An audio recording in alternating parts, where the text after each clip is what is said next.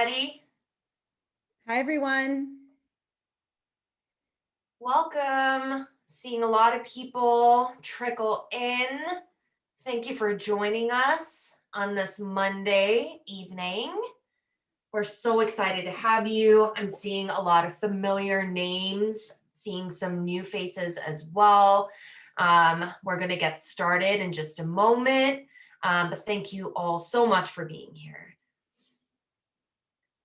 And if you want to go ahead and start putting in your name, where you're calling in from, and your pronouns, if you'd like to share in the chat, that would be fantastic so we can see who we have with us here today.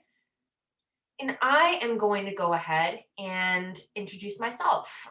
So my name is Noor. I am the Director of Digital Advocacy at the Women's March, and I have been running our Digital Defenders program for the past year and a half. And I'm so excited to be kicking off this training series with you all and also with our partners at Auburn Seminary.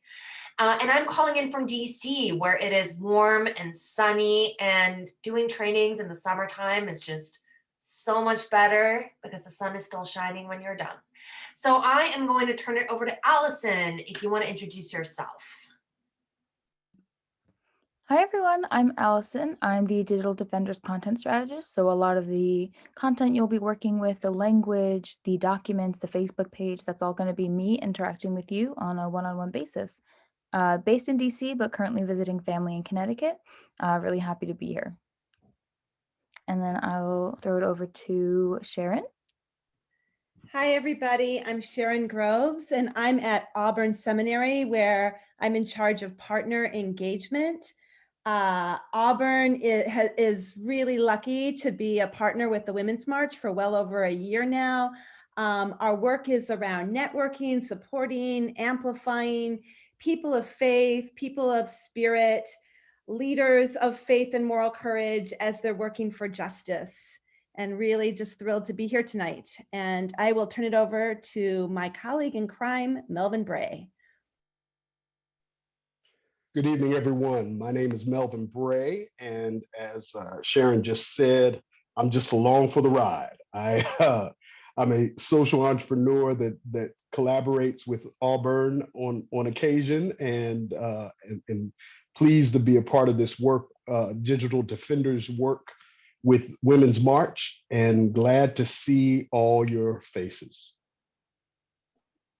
Thank you, Melvin. For next week's training, I'm going to have you talk about yourself a little bit more because there's a lot more to Mr. Melvin Bray. But welcome, everybody. So seeing folks from all over the place, Oregon, DC, New Jersey. We have some folks from Florida, tons from California, and North Carolina, New York, Texas, Brooklyn, somebody's there with a big dog next to them. That's always exciting. Massachusetts, Chicago. Amazing. All right, everybody. Welcome, welcome. So I'm going to turn it over to Allison again to just talk through what were some of our Zoom etiquette and tricks and tips. You think that we've all spent a lot of time on Zoom this past year, but honestly, I find out something new every day. So Allison, the floor is yours. Hi again, everyone. So I'm sure no one needs a refresher on this, but just in case, right now we'll ask that everyone remain muted. I believe everyone is muted until given access, just so we can maintain a little etiquette in the Zoom as everyone's speaking, as everyone can raise their hand. Feel free on the bottom, there's a little reactions. If you find something really interesting, you can heart it or celebrate it. You also can change your name. So on the top of your little Zoom box, there's 3 dots and you can press rename and you can change your name to your name, your pronouns, where you're from. And yeah, feel free to let us know how we're doing in the reactions or in the chat, and we'd be more than happy to answer your questions in the Q&A section. And then also on the bottom, I believe it says closed captions. You can select to turn those on as well. Awesome. And just as a disclaimer, we are recording all of our sessions, and we are doing that because we want to make sure that you can refer back to this material when you need. So just letting you all know that we'll be recording and we'll be posting that in our Facebook group after, so that you all are able to rewatch, and if you have to hop off, can catch up as well. So just letting you all know that. All right, so just wanted to start off with our objectives, just so you know why you're here, and so that it's not all so mysterious as we're heading into this. So Digital Defenders is the Women's March. It's actually our longest running program, our digital program. It's been running since 2019, and our objectives haven't really changed since we actually started it off. Our key is to ground ourselves in our values. So that means that a lot of times our conversations on the internet can be fueled by a desire to lead with facts and accuracy. Yes, that helps, but we're going to be doing some sometimes uncomfortable digging deep into what values we can lead with that might have a better long-term payoff than leading with some facts, right? So we're going to be identifying our values and also grounding ourselves in them. As you all know from all of the readings and emails that Allison's been sending out, the basis of this training series is around the intersections of faith and social justice that work hand in hand, right? So how is religion manipulated by the right online? And how can we equip this through social media? We're going to be learning about messaging on a few different topics. Today, we're going to be starting off with talking about authoritarianism. What is authoritarianism? If you're like me and you really like history, when you were in elementary school, you probably learned about different authoritarian leaders all in the past, but sometimes it's really hard to reckon with what that means for our future and what that means for our current situation. So we're going to be going over just a definition of what authoritarianism is and what that means for the internet and what that means for how people are drawn to authoritarianism as a trope, right? We'll be going over the religious right in our next series, and then also around reproductive control and rights. And then again, our end goal always is to become a part of an active community. So what that means is that we are all going to hang out together a lot. And of course, all of it is going to be online, but we are going to practice and grow together. So this isn't just, a webinar where you come and then you don't connect with participants ever again. Digital Defenders is a growing, thriving community where we all support each other and stay in touch. So our training schedule. Tonight, we are going to be going into defining authoritarianism with Ruth Ben Gayet. I'm really, really excited about that. And we'll also be going over our communications model, as well as a little bit more depth into what misinformation or disinformation really is. I know that we see these terms thrown around a lot on the internet, especially last year with the election, right? And the election before that one. So what does it mean? And we'll be going over at a few different points, some questions and answer segments so that you can ask anything that's on your mind, because it's going to be a lot of content. On April 12th, we're going to be talking about the rise of the religious right and also Christian nationalism online. And we're going to be wrapping up with really drawing the links between all of these things, between the rise of the religious right and authoritarianism, and what that means in terms of policies that impact our reproductive autonomy and lead to reproductive control, right? So this is going to be our 3-step series. So today, next Monday, and the Monday after that one. I'm seeing from a few folks that you are missing some of the materials, and I'll make sure, and Allison will make sure that she bumps those for you. And no worries, because we have 3 weeks. It's a few different articles that we can all, you can read them at your own pace as well. So thank you for raising that. All right, so tonight's schedule.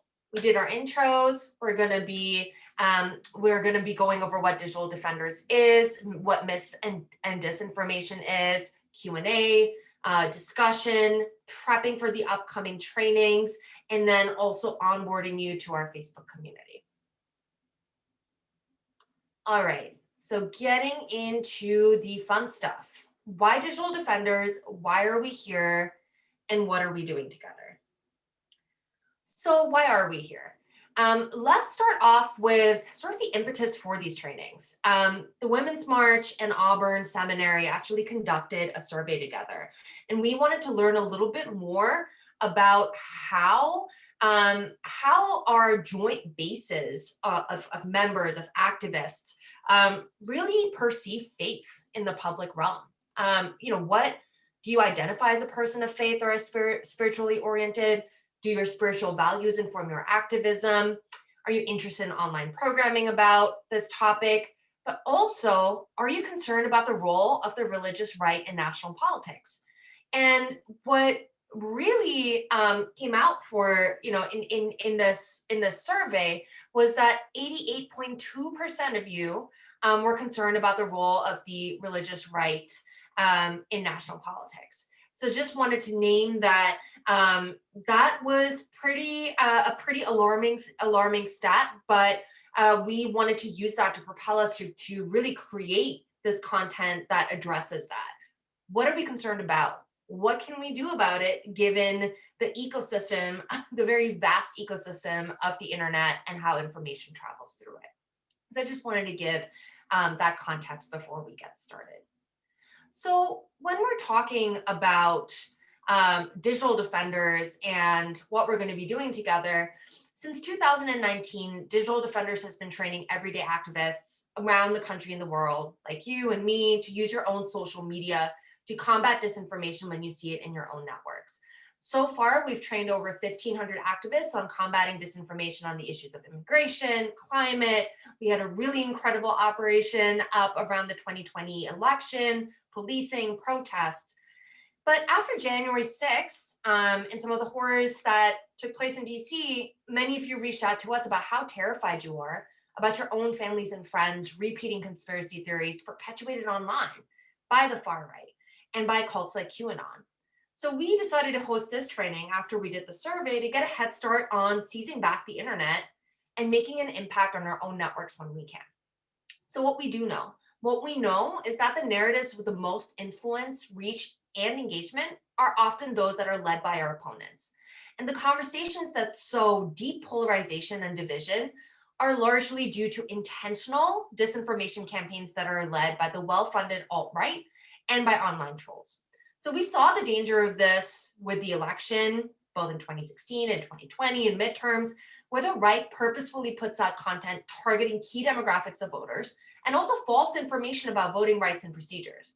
We're seeing this come into play in a real way with public health information around COVID-19 all of last year and this year, but also with the vaccine. And of course, this was emboldened by the previous administration's willful negligence.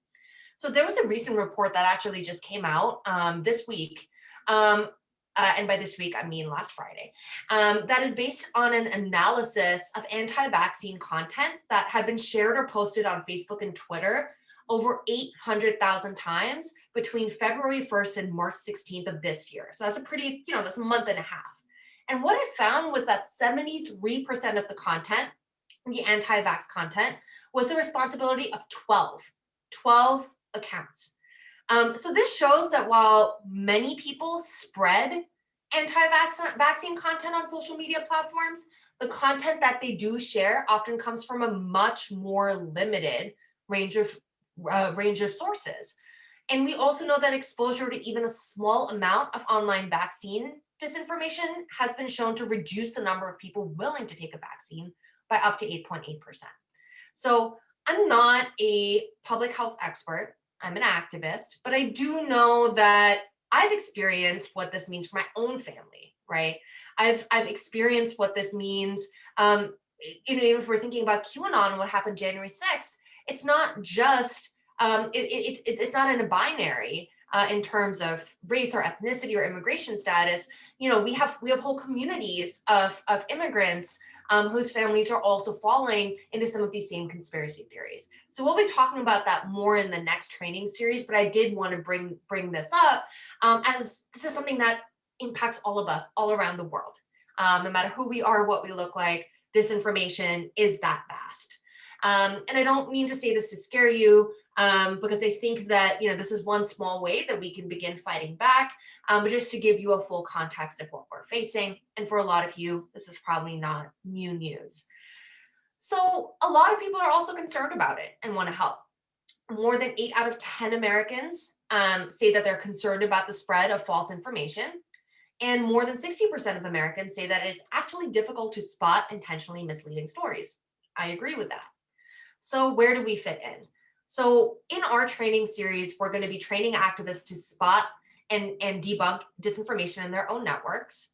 We're also going to be using a values-based model in responses just to show allies and opponents alike that we're out there. And I also want to say a note on platform accountability. A lot of people use social media. I use social media. I'm in no means an influencer with thousands and thousands of followers, but I use social media to share photos, to share exciting life updates, to keep track of my friends. And as much as we can hold platforms accountable in some ways, we're talking about big tech, right? So even Facebook, Google, Twitter, they've tried taking measures around reporting fake news and fact checking, but they're still running what we call a hate for profit business model, right? They're built to sustain user attention and maximize engagement. So they cater to that. They cater to emotional impact. They cater to immediate responses, and they profit off of the viral nature of things, right? So they do amplify abusive behavior. And by prioritizing engagement over safety, many social media companies are slow to implement even basic features to address online harassment. So an example, just going back to what they're calling the disinformation dozen, the 12 accounts that are really behind over 70% of anti-vaccine sentiment, 9 of 12 of them are still on Facebook. So I just wanted to share that.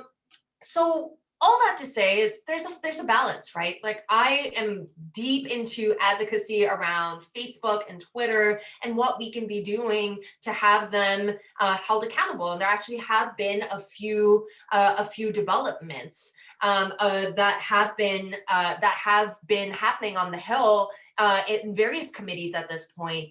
There was a hearing just 2 weeks ago around Facebook, Twitter, and Google, and how they may have played a role in some of the planning around the January 6th occurrences on Capitol Hill in DC. So there is more conversation happening. But again, when we're facing off with large corporations, it isn't necessarily something that will happen real fast. So I just wanted to point out that this is a balance, and we know that both trains have to be moving at the same time. So we do want to continue that advocacy, and we also know that we can be reporting out and to Facebook when we see something that's wrong, and also taking what we can into our own hands. And Deb, great question. With facts, etc. Absolutely, and this is all going to be included in the toolkit you get. I know Valerie just put the link, but yes, please do share it out. It's public and is a really good resource. So on to the next. What do we do together? So our strategies have shifted, but the foundation of them have always stayed the same. And this is what the Digital Defenders model is. Where does it come from? So we saw the effectiveness of deep canvassing, which was effective, strategic, emotion-driven storytelling during the fight for marriage equality, successfully utilized by canvassers during the Obama presidential campaign, and also used to turn undecided voters in key swing states during the 2019 midterm elections.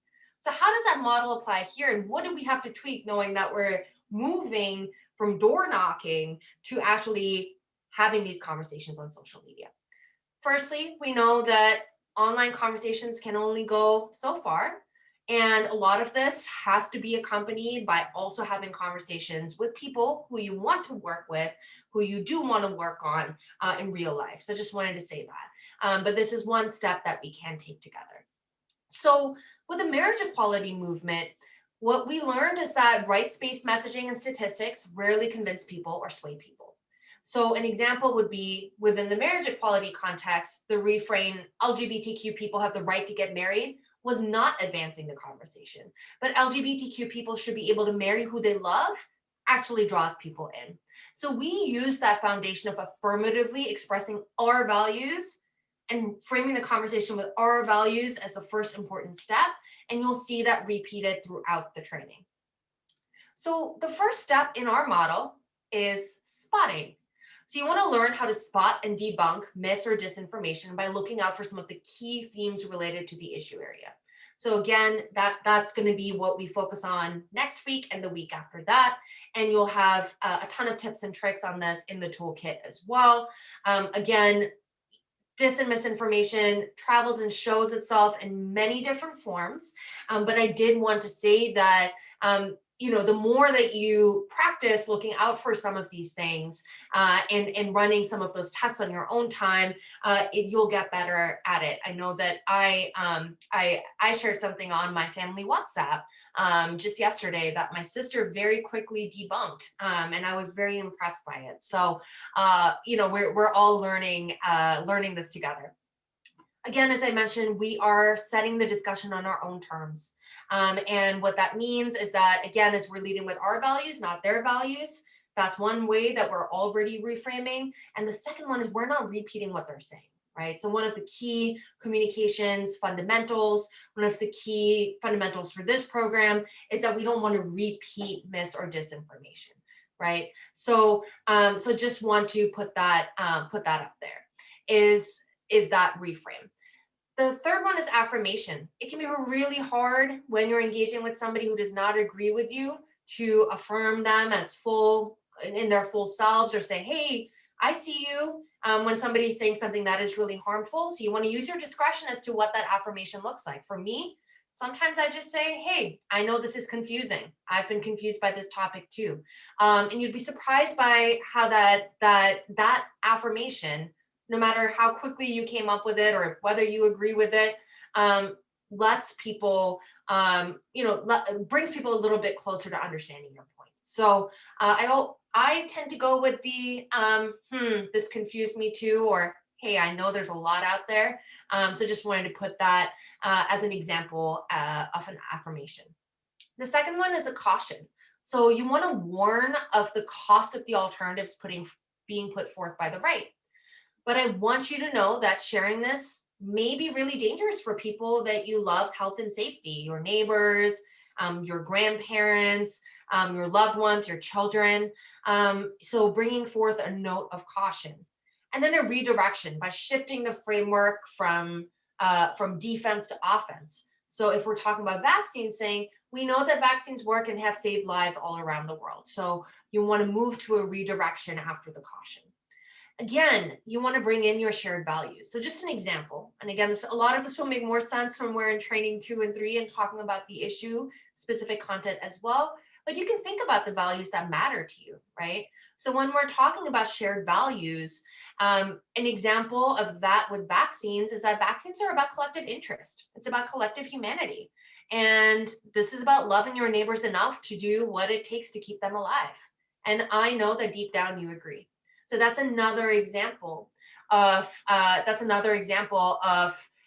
bringing in not only faith values, but also your values as a person, right? Vaccines are about collective interest. They are about collective humanity.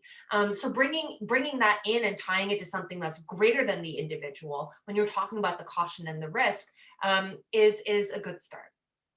The next one is accessible, right? Is that the right criticizes progressives for being inaccessible all the time. And we're going to be getting deeper into this for training 2. But one of the common refrains that we get at the Women's March, because you wouldn't believe the type of, I'm sure a lot of you actually get that in your own personal lives as well, is oh, you liberal feminists, or this country's being overrun by Democrats and Marxists, all sorts of things. We get that a lot. We get a lot of comments about, okay, this is about elitism. This is the elite left, right?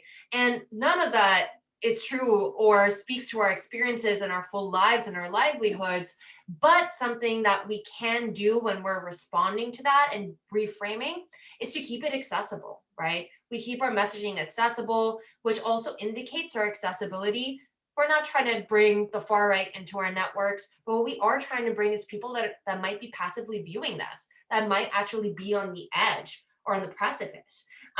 We might actually bring those people closer by modeling accessibility and authenticity, and by keeping it educational and making clear that we are the ones who are accepting, right? We are on the right side here. We are the ones who are accepting. And what this might do down the line is attract people who turn to the internet while feeling isolated, which is a lot of people.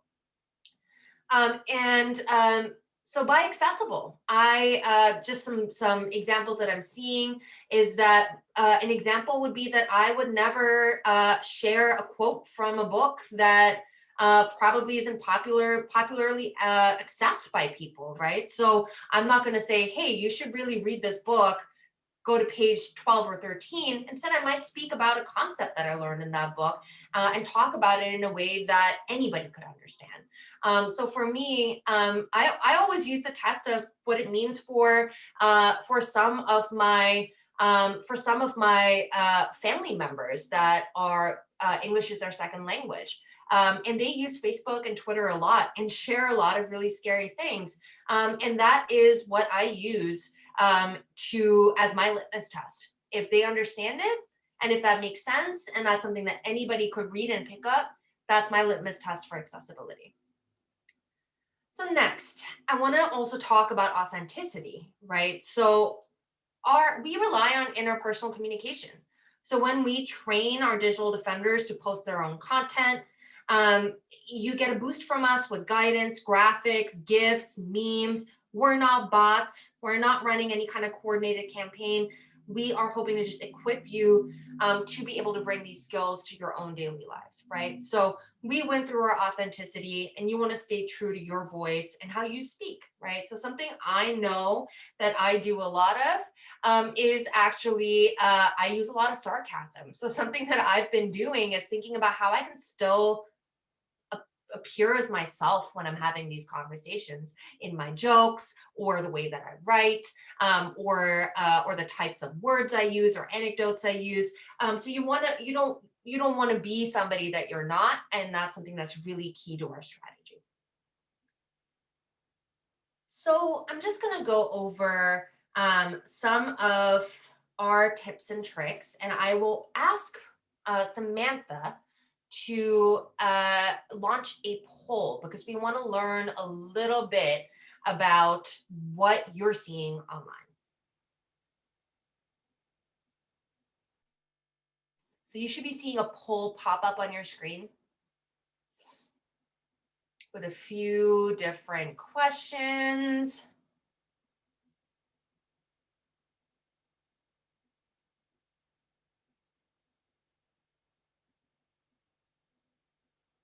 Right. Seeing 65%, gonna give it another minute just to see what comes up for folks. I need a none option. Valerie, that's great. And I would love to hear from you in the chat about what you might be seeing that's not on here. That would be really interesting.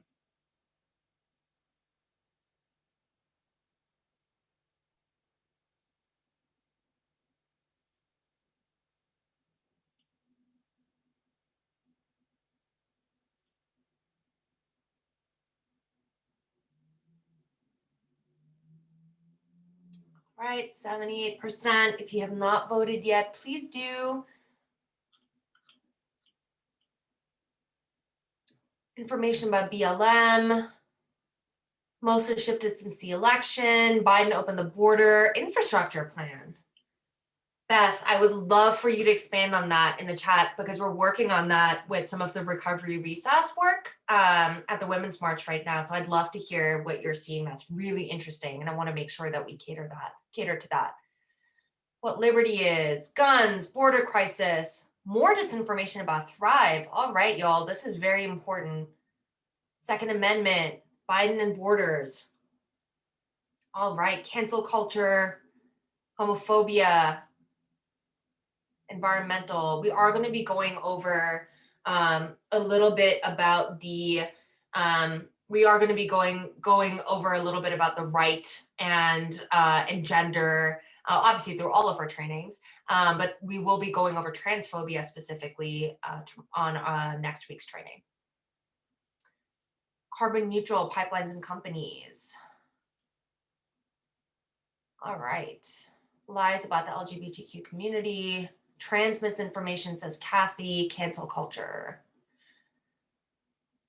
All right. Thank you all for that information. And if you would like to end the poll, Samantha, and share the results, that would be excellent. So I'm seeing that because of the people you follow, you don't see much of that. And I think that that's great that you have been able to curate, your own internet networks and social media networks to allow for that to not come across your screen. I do think that we have to think about this as a network effect, right? As who are the people that you don't follow or that you aren't actively listening to that might actually still be spreading this disinformation, even if it isn't your carefully curated list. For me, sometimes it is on platforms like Nextdoor. Sometimes it is in a gigantic WhatsApp chat. So I did just want to say that you might have to dig a little bit, but I promise you that it's there, even if it is in ways that might be a little bit harder to see. And yes, I'm seeing a lot from folks around cancel culture and transphobia, and then a lot around the border and infrastructure. And Valerie, completely right. Anything that they don't like is communism or socialism or some kind of imagined other. So I'm excited to dig into that with you all next week, because that is absolutely what I see. I would say that's the number one thing that I see. So I'm gonna go ahead and dig a little bit into what misinformation and disinformation is. So I'd like to start off with, what these terms mean. I think they're used interchangeably a lot. I use them interchangeably depending on what the situation is.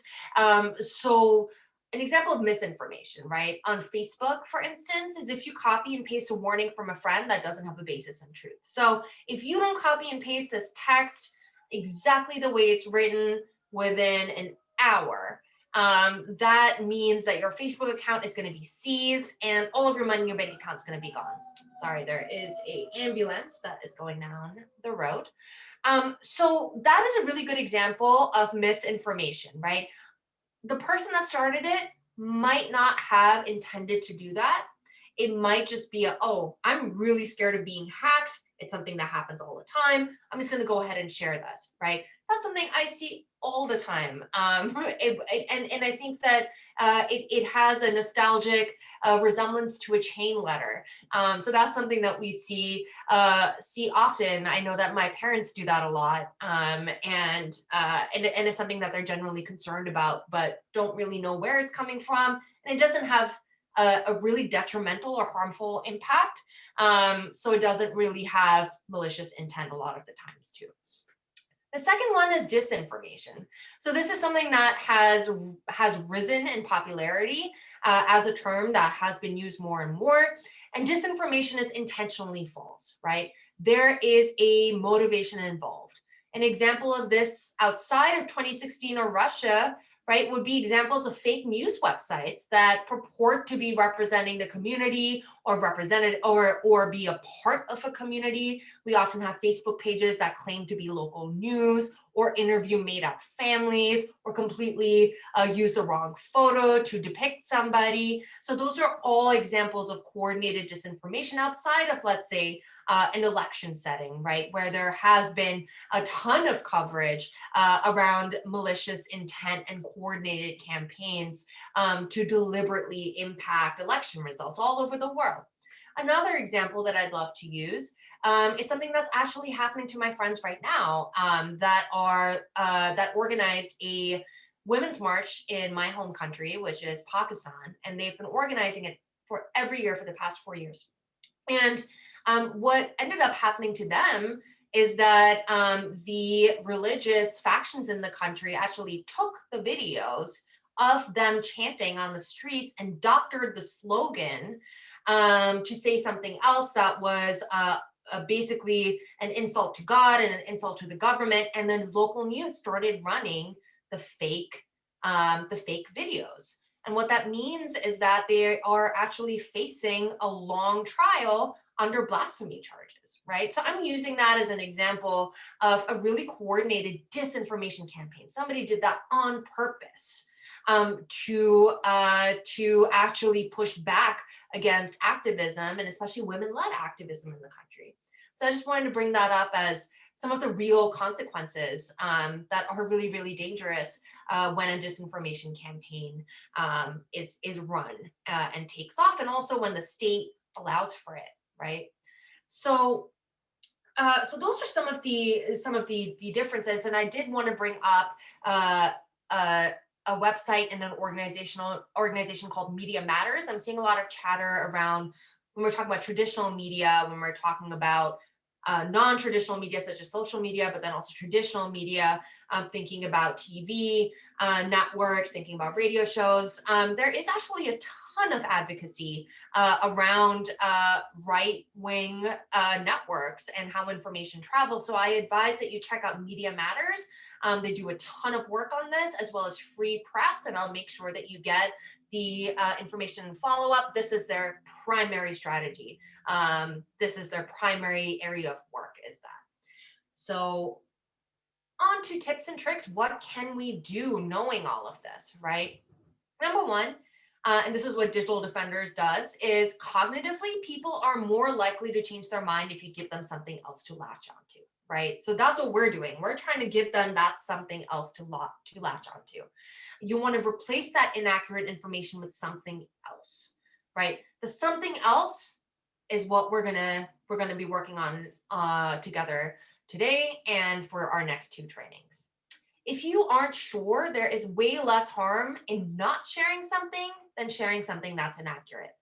I know that when I see something that is really exciting on the news, I share it. Like, I need people to know that this is happening. If you aren't sure though, you might want to hold back and not share it, and maybe do a little bit of fact checking. And what that could look like is doing a reverse search, something that's easy, is taking a headline or even a quote from the article and just pasting it into Google. And that'll show you where else that language appears, right? And sometimes you might see that it comes from a blog that just started yesterday or that nobody else has ever referred to.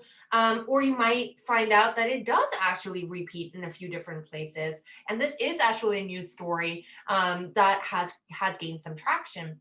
You can also do this with images, right? Another question is it too good to be true? Who stands to gain from the news? These days, we all need good news, and we only want to see news sometimes that confirms what we already believe or want to believe, right? So an example would be that when COVID first started, and there was a lot of conversation around, hey, the planet is healing and our waters are clear. And there was this viral story about dolphins being seen in the Venice Canal. I mean, if you've seen or heard of the Venice Canal, is very dirty, and that is close to impossible. But it made everybody happy. I'm like, okay, the situation we're in is really terrible right now, but the dolphins are back. Right, so that's an example of misinformation that didn't really have malicious intent, but again, was a good news story that people needed at the time. So it could be something of that nature as well, that runs its course and then dies down. So again, something that you could do is report the misinformation. And again, we've talked about platform accountability. There's a lot of times that the right actually uses function to actually have activists reported online, right? So it's a hit or miss with reporting, but if you're seeing online abuse or harassment or death threats, I would say report that information. You might have to do some follow-up back and forth with the platform customer service team, but it has helped me in some instances. I had a friend who had somebody make a shadow account and impersonate her, and was saying some really dangerous things. So we did have success using the report function there. And again, replaced with accurate information. And again, that's the something else, right? That's the replacement is our strategy, and that's what we're going to be working on together. Just the one last tip on this piece is that if you're seeing a lot of text or screenshot with no links or any resources or a caption, that is sometimes a good sign that you do want to dig into it a little bit more. And in our toolkit, we'll have just a list of different fact checking sources that you can look at. Again, there's never 100% success with anything, right? But these are good ways to get started. So I know that was a lot, and I'm seeing a lot of questions in the chat. So I am going to pause and ask Allison if you wouldn't mind letting me know what you're seeing in the chat as questions that I should answer.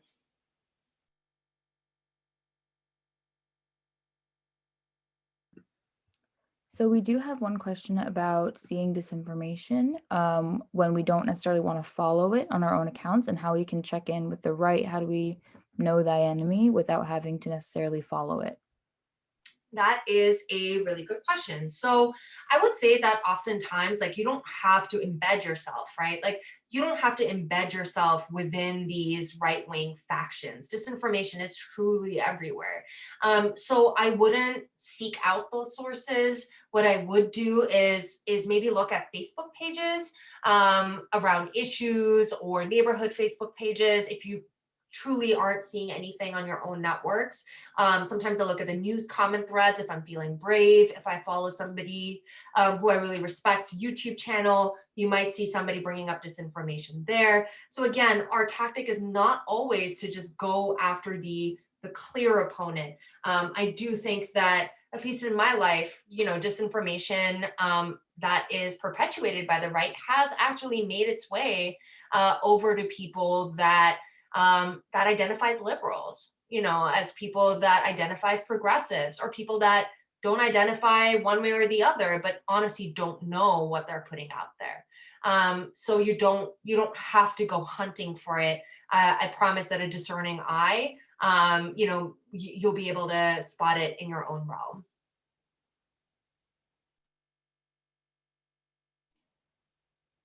What else are we seeing?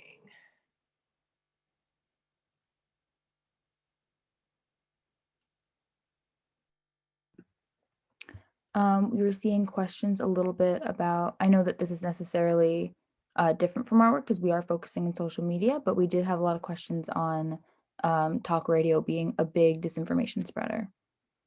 Yeah, absolutely. And so are podcasts, right? I think that there is a lot out there that is unchecked, unverified. And I would say that, that's not what our goal is at Digital Defenders. And I do think that organizations because frankly, if we started trying to counter disinformation everywhere, including on the air, God, we would need a team of hundreds, right? So what I would say is that definitely follow Media Matters. That is what they do. So I hope that you can, you can look at that as well. I will say that just a few questions that I'm seeing in the chat is exactly, Jennifer. That is something that's important, right? That I mentioned in our strategies right away is we want to make visible our information, even if somebody's not responding, even if the person that's responding back to you is saying, hey, this is fake, I don't believe this.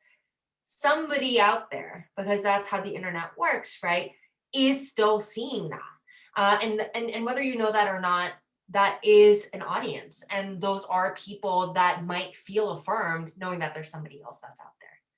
So I did want to bring that up. And then also seeing yes from Judith, absolutely. That is what we do at Digital Defenders. We're going to be going over that in more detail again at the end of the session, and then also in the second and third sessions. But you get a manual that basically has all the statements that you should look out for and examples of what you could say back. And Katie, that's a really lovely, lovely framing, third-party observers. And yes, we're not going to change every mind, right? But sometimes Even having other people see it is a good start.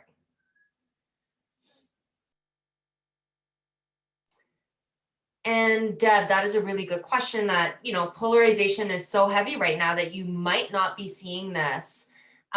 You might not be seeing this in your own networks, or you know, you might need to seek this out a little bit more. And I would say that some of the major work that we're going to be doing over the next week is going to be actually searching for some of those. So you're going to have a rubric and a log to be looking out for key themes. So spend a little bit of time in that, and let's see what emerges.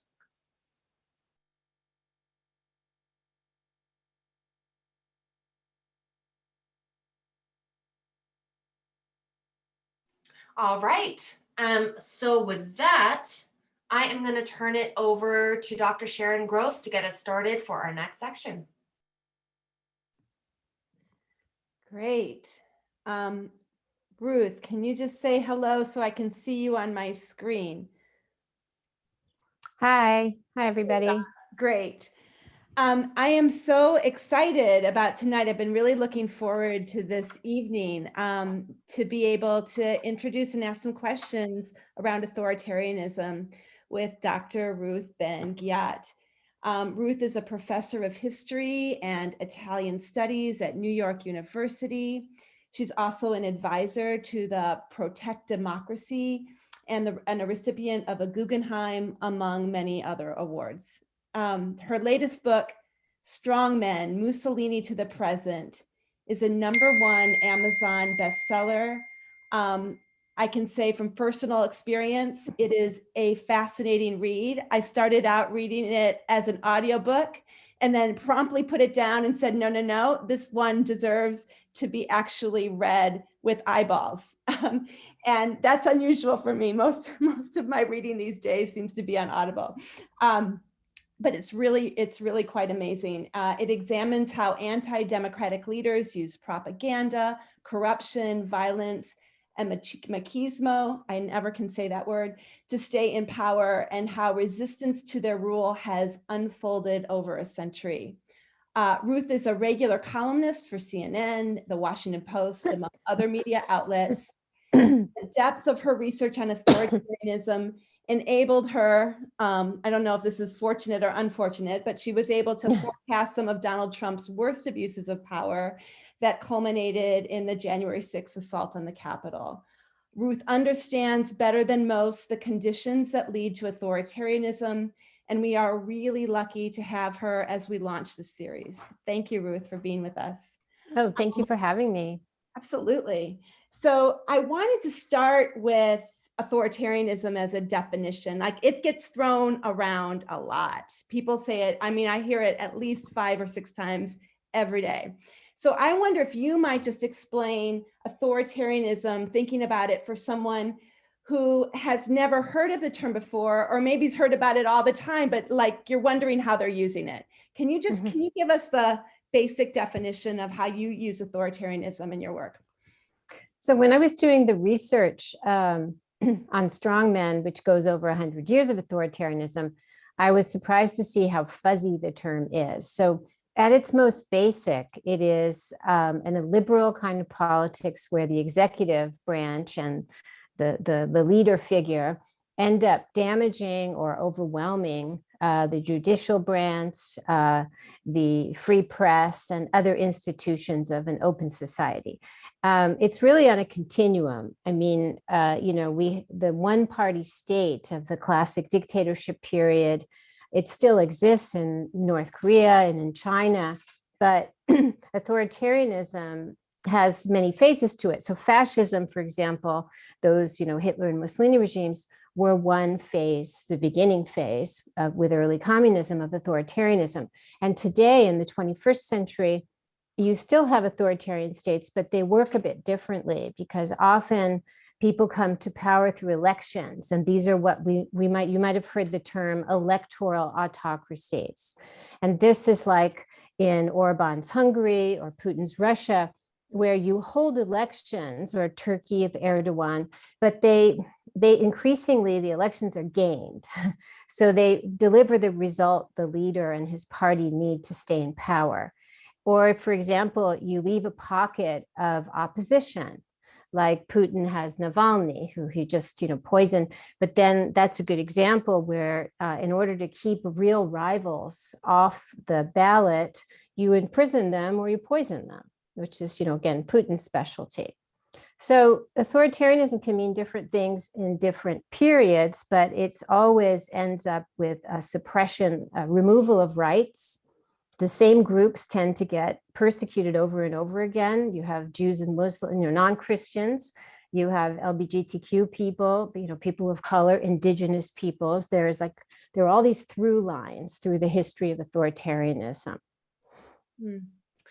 Yeah, and one of the things that's so fascinating to me in your book is the way that we can see how, even if they're not explicitly, even if like people like Trump are not explicitly referring to Mussolini, that there's a through line that you can really see how these different forms inform where we are now.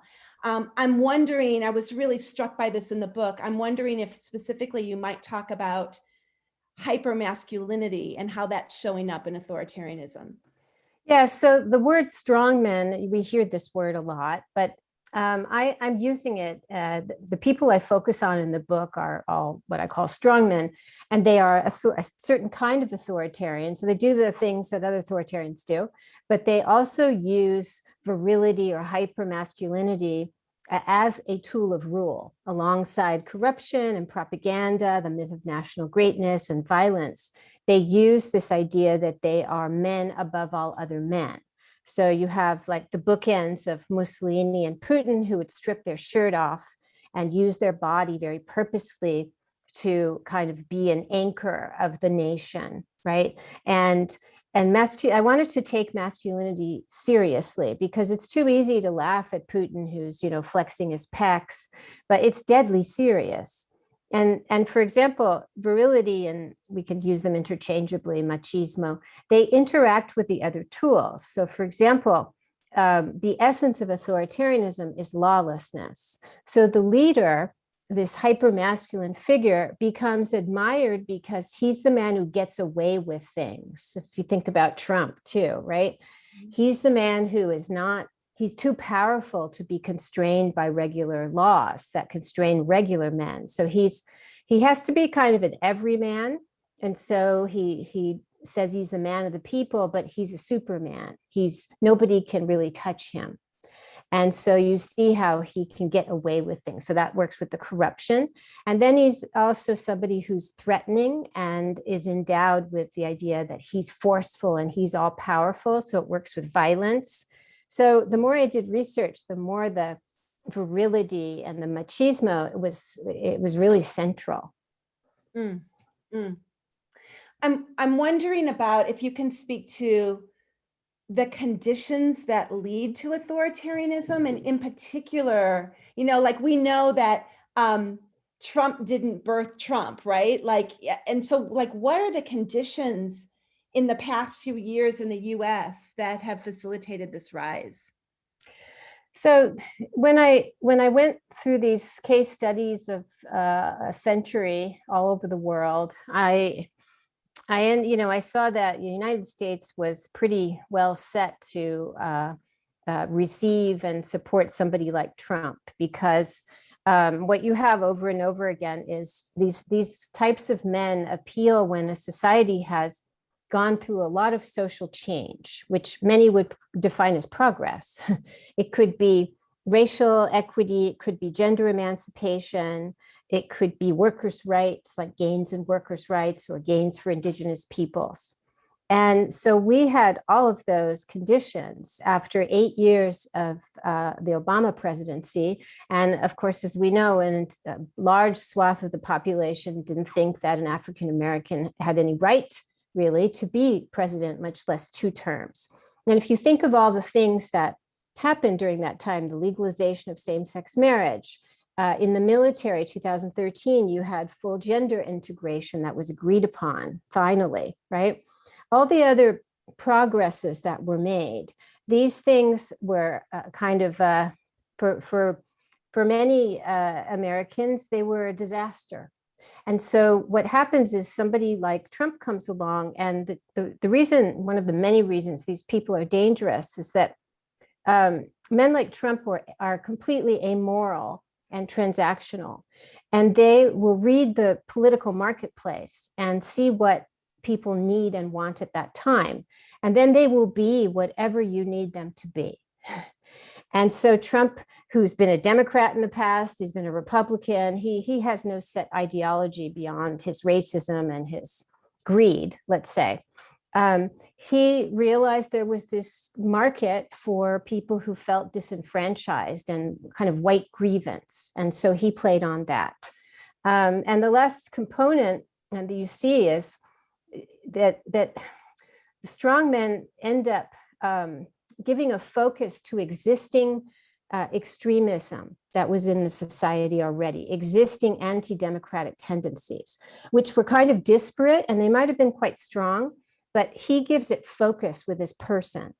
And once that happens, this extremism becomes mainstreamed and normalized. And that's what we've been living through. We're still living through it. And then it's very dangerous, as we all know. Yeah.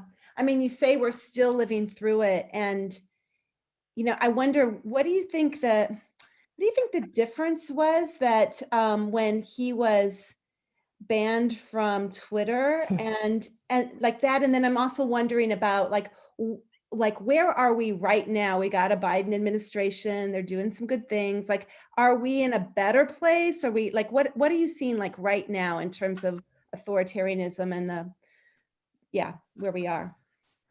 Well, we're in a kind of a weird transitional moment, and it seemed, I don't know how everyone else feels, but I feel like Biden's been in office for a really long time, because time has so maybe it's because of the pandemic or just the density of time that we got used to under Trump also, where it's like so exhausting, and we really haven't had a chance to fully recover and celebrate with what we did. Here's the positive part, you know, is it's very rare for people to get to vote a strongman out when he's in the middle of his process of authoritarian capture.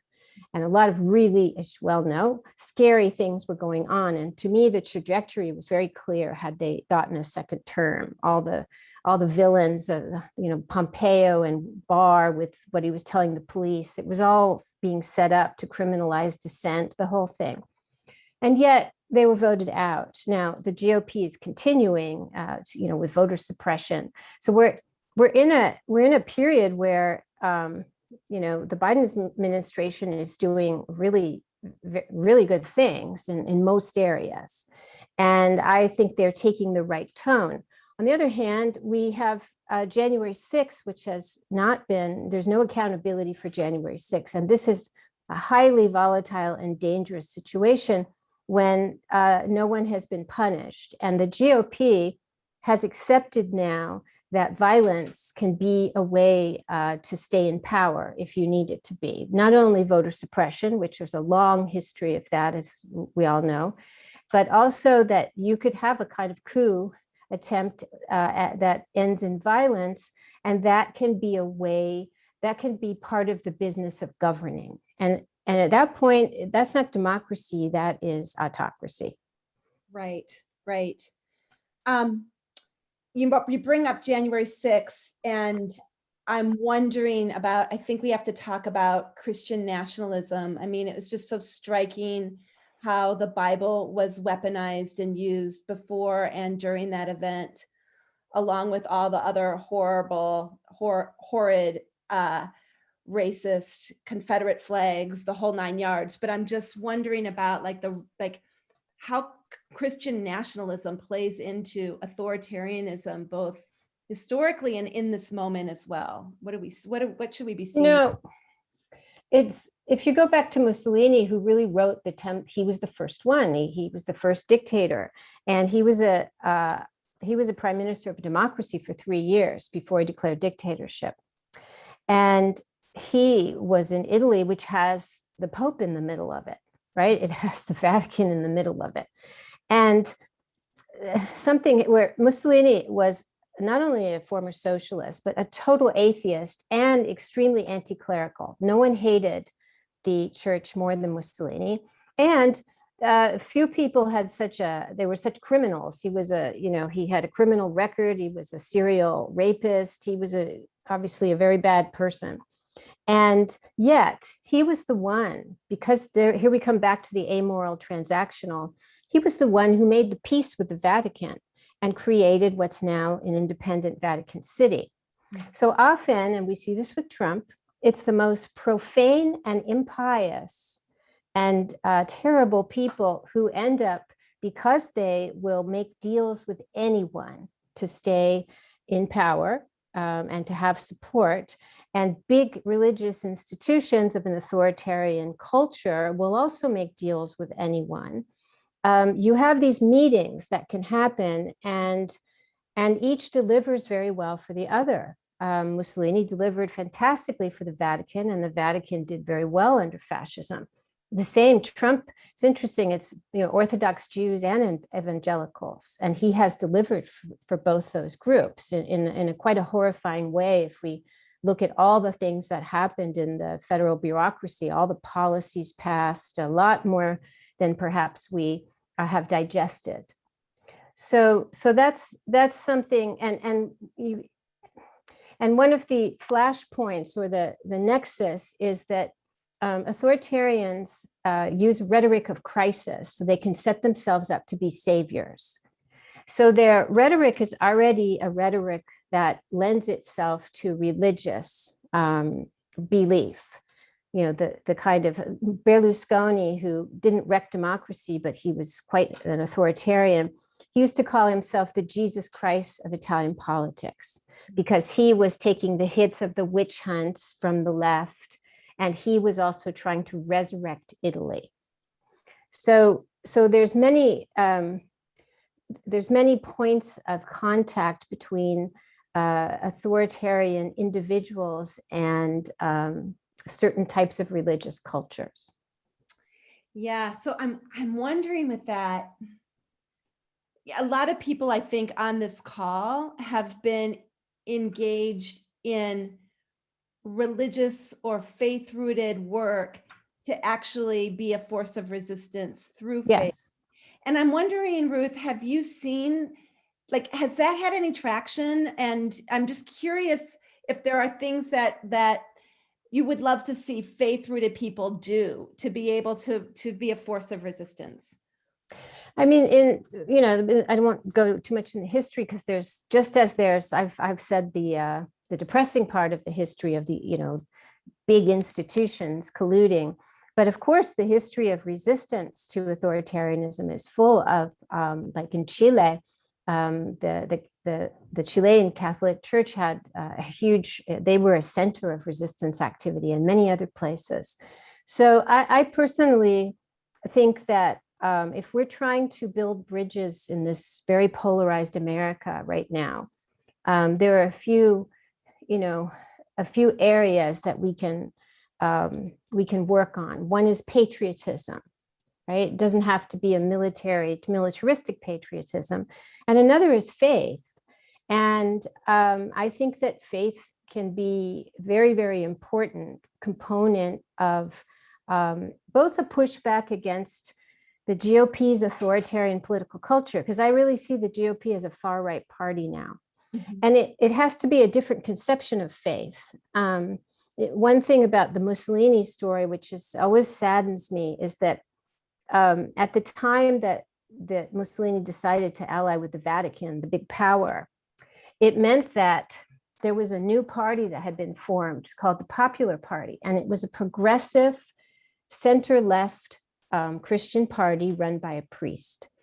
And in order to allow the marriage of the Vatican and fascism, the progressive Christianity was killed off. And then literally the priest had to go into exile or he would have been killed.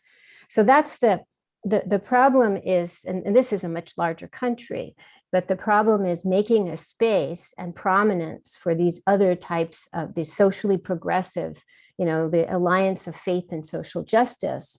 But I think it's one of the main ways that it's one of the main roads into being able to have a common language, to get a common language back again. Love that. That's really interesting. So we're on resistance, and I want to just read a quote that's on the screen that I like a lot. Resistance activities reclaim that space from the state and speak back to the leaders' corruption and exploitation. For millions, acts of resistance have been a path to the recovery of the self and the reaffirmation of dignity, empathy, and solidarity, all qualities a strongman seeks to destroy in his people. And I want to take this back to the kind of the digital defenders theme, like why we're here for this whole series. And you've written in your book that every age has its new media. Mussolini deployed nonfiction films, and Hitler used radio to great effect. And we're clearly in the internet age, and we've talked a lot about the internet as really something that's quite scary, and that supports and enables current authoritarian figures. But I'm also wondering about ways people might be able to use new media, in this case, the internet, to resist authoritarianism. Like, what are you seeing in that space? Yeah, I mean, some of the most effective uses of digital storytelling have come from places where they're in a lot worse shape than we are, like in Putin's Russia, where I was very struck by this, where in 2019, periodically Putin does these raids on resistors. He's done one very recently, but 2019, there were mass protests, and he went after this set of, in fact, they're associates of Navalny. And one of them, Lyubov Sobol, she live streamed on Twitter her own arrest. Another, because these classic scenes of the police banging down the door of the resistor, of the dissident, and you have to hide your contacts. And so what many of them do today, and it creates these communities of empathy for them, and it draws people into a story and leads people to be more sympathetic toward them. You're in the room and they're streaming it, and the police are knocking down the door. So you see it from the point of view of the resistor, which you couldn't do before new media. So there's a lot of potential new media has to create narratives around figures. I really think that democracy needs heroes. I write this in the conclusion of my book, and we don't. I've wished that the media would glamorize people who are working for democracy, and tell their stories. And so new media allows people to tell their own stories, but it has a great potential in terms of storytelling for getting more people to the cause of resistance in general. That's really helpful, because a lot of what we've been focusing on in this the digital defenders work is thinking about people connecting through story, and not just through ideology or kind of an expert sort of telling everybody what they know, but actually what is the stories that because every time journalists interview me, if I know them a bit, I try and sell them on a genre of story where I think that there's so many people when you do democracy work, you come into contact with so many people who actually, when Trump came on the scene, and the threat he was going to present, and the GOP to the rule of law, so many people changed some aspect of their lives. Some people left their old jobs and started new endeavors and took up democracy work full time. And I've always wanted, especially during the Trump years, but we still need it, the media to profile these people, like have a story of 4 or 5 people, because the public needs people to look up to, especially young people, to be inspired. And it's easy and perhaps more glamorous to feature the villains all the time, but that's not how we're going to save democracy. Yeah, and I felt, and I feel like I'm hogging the time, so I'll leave it at this, and then I'm gonna turn it over to other folks that are on this, like with us tonight. But I feel like I felt it in myself, the sense that I got. It was almost like an addiction to the negative story and addicted to all of the Trump horrors. And it was almost like a detox to get to a point where I was looking for something else. Like, and I think that there's something going on around that.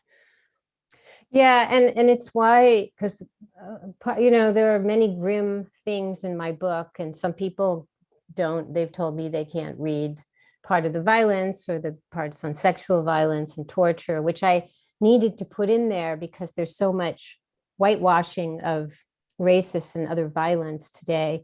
But I was very careful to end on an optimistic note, and not just in the chapter in resistance, but to give hope, because otherwise you leave people in a state of despair, thinking, the worst thing is, and this is what authoritarians want us to believe, is that no change is possible, that everything is preordained. And here we go back to the terrain of meeting between, say, evangelical Christianity, where everything is, Trump was in office by the will of God, and so you can't do anything. It's all preordained. It's all part of the divine mission. Mhm. And this is designed to make you give up and think you can't change anything. So it's very important to have these narratives of hope and of examples of people who did it. Well, and agency, right? For people to be Agency. able to Mhm. feel their own agency. Yeah. That's right. Yeah. I wonder, I think Nor and Melvin have been paying attention to the chat, and I wonder if there's things that are emerging, some questions for you. Well, Marie posed a question for Ruth a while back. She asks, Ruth, do you have any thoughts on pandemic deniers? Particularly this call that all pandemic public health safety measures are themselves authoritarianism. Yeah, it's in May, last May, when things were still like in the first stage of unfolding. I did an article for Foreign Affairs that talked about this, and when people were like, democracies were grappling with how much to limit people's rights, and in Italy and France they had stricter movements on circulation, like physical circulation. So there's always been that, but pandemic denial is a whole other that's a whole other phenomenon, right? Where and then it's married to anti-science and that's pure disinformation. You were talking about misinformation and disinformation. And I've seen, as a personal thing, my mother lives in the UK, and she's elderly, and so she's been home, and she's been watching. She was a conservative, so she would watch Sky News, and now she's been watching RT, which is Putin propaganda, for months. And she's become radicalized, and now she doesn't want to get a vaccination. Wow. She's become radicalized in many ways on many issues. It's very upsetting, and it's hard. It goes with the theme of tonight. How do you get through to these people? But she's become a semi-vaccine, denial, like she's in denial about vaccines. So That's so interesting. And I wonder if you've got examples of how people might get through. I mean, part of what we want to look at later in our series is the effects of QAnon, and which I know is related to authoritarianism, but it's not exactly the same thing. And what, yeah, I mean, maybe a question I might ask would be the difference between authoritarianism and conspiracy theories. How do you separate those two worlds out?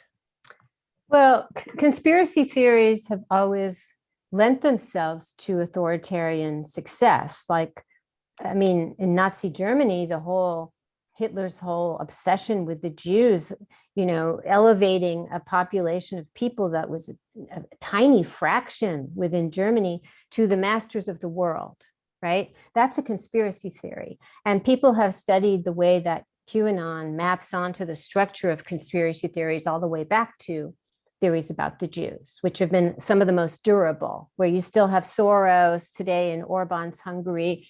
You know, some of these things haven't gone away. But a point of encounter is that conspiracy theories provide a perfect, seamless explanation for everything that happens. And it becomes, and the deeper you get into it, it has its own logic that doesn't fit the logic of outsiders. And so it's an in-group thing. And that's part of the same thing that happens with authoritarianism, where things that the slogan of Mussolini was Mussolini is always right. And so even things that were nonsensical had to be believed because Mussolini is always right. And so another thing in common is that authoritarianism wants you to no longer believe in your own critical faculties. Remember Trump said, don't believe your eyes and your ears. I was like, oh my God, this is really, really bad, because this is exactly what authoritarians do. They want us to not believe in our own ability to tell the truth and to discern reality, and just accept what is told us. And there's in common with conspiracy theories, and cults and conspiracy theories often have a kind of shadow leader. So they become an authoritarian culture in that way too. Mm. And I think about individualism, right? And like the role of individualism and capitalism, and just like this kind of cult of the individual personality. Yes, and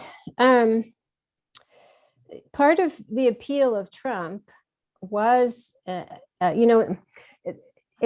every country that falls prey to these guys, they hopefully will do some soul searching, looking in the mirror. People don't like to do that. In fact, now people are like, they don't want to hear any more about Trump, because they don't want to really look into why so many people, still 74 million, voted for him. But Trump embodied what many people saw as this heroic capitalist success, the heroic individual of capitalism, and the glamour. He was the man who had everything and got away with everything, to go back to the lawlessness. He had the models, he had the limousines, and he was the capitalist success. And I remember right before the election in 2016, the New Yorker interviewed me for like a mini profile, and I talked about Trump embodying a certain, like, everyman's idea of luxury. And I showed the reporter a really tacky photo of Trump from the Sharper Image catalog, if anybody remembers that, where he was advertising Trump steaks, and he was pointing his finger at Trump steaks, and there was Trump wine in the background. So I said, he's the person who has made it in life. And when it came out, a lot of fellow historians thought I was crazy for talking about steaks and luxury and glamour, and they didn't really see what that had to do with anything. But as time recedes, we will see that not only he was a brilliant propagandist, he had people around him with decades of knowledge of how to do disinformation on a large scale, but he embodied what many Americans saw as he was an aspiration for them, his values, and perhaps they're horrid values, but they're values that many held. Nor, Melvin, what else are we hearing from folks? Yeah. Oh, go ahead, Melvin. No, you go ahead, Noah. Okay. So something that was a little bit earlier in the chat, but that I've been ruminating on is now that, it was a big sort of move to have Trump off social media. What was that like cult that he had surrounding him? What remnants or threads of that are we still seeing out there? I know that there was a recent appearance that he made at some press conference, and that was like the last that I saw his face recently. And I'm curious about that. Like, what remains? And is that still dangerous, those tentacles that are still out there? Yeah, so his personality cult, it's quite remarkable. Again, as anyone who has read anything by me, I despise Trump. However, it's important for us, know thine enemy, to recognize the guy's talents.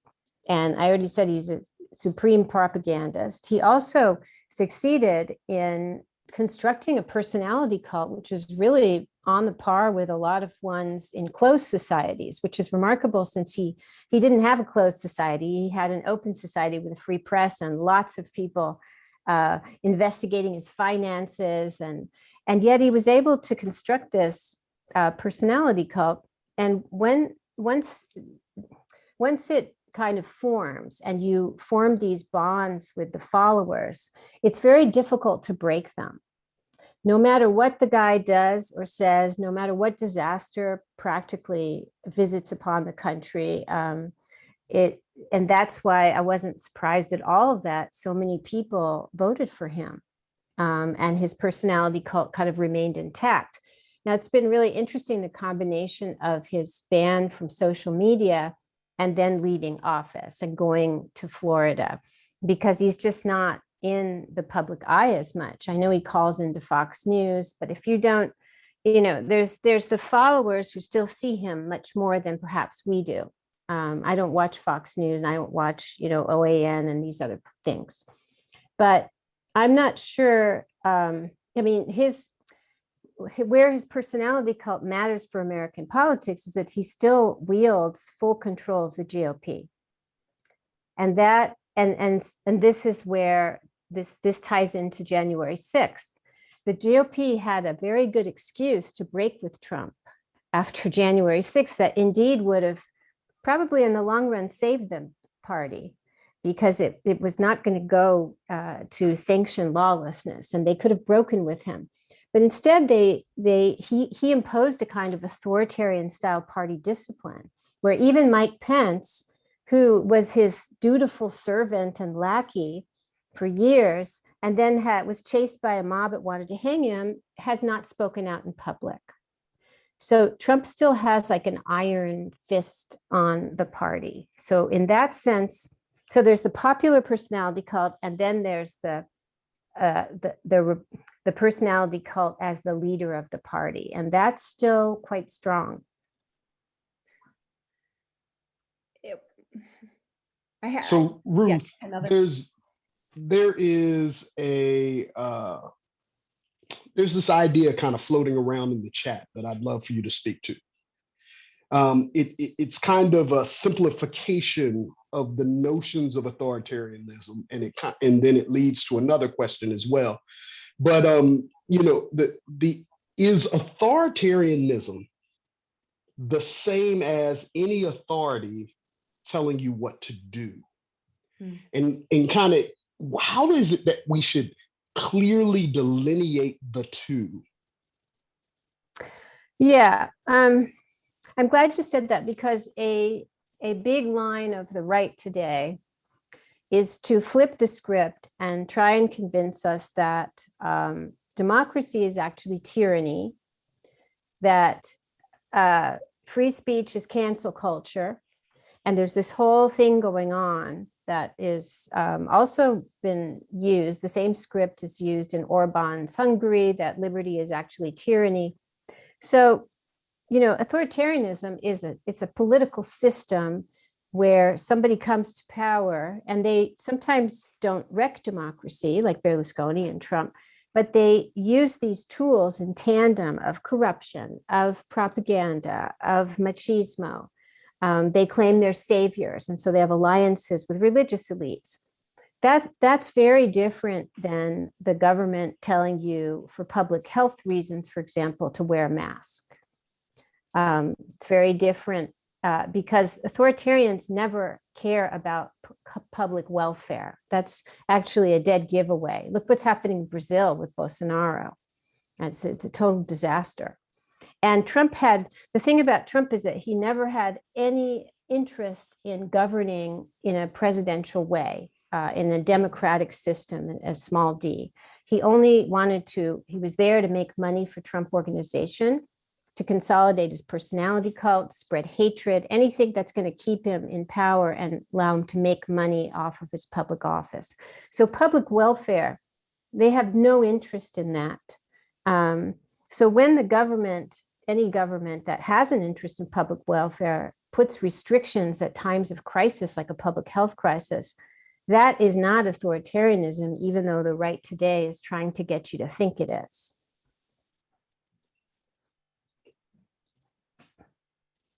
Erin, I have a question, unless you would like to go next. No, I'm hogging the time. You're all good.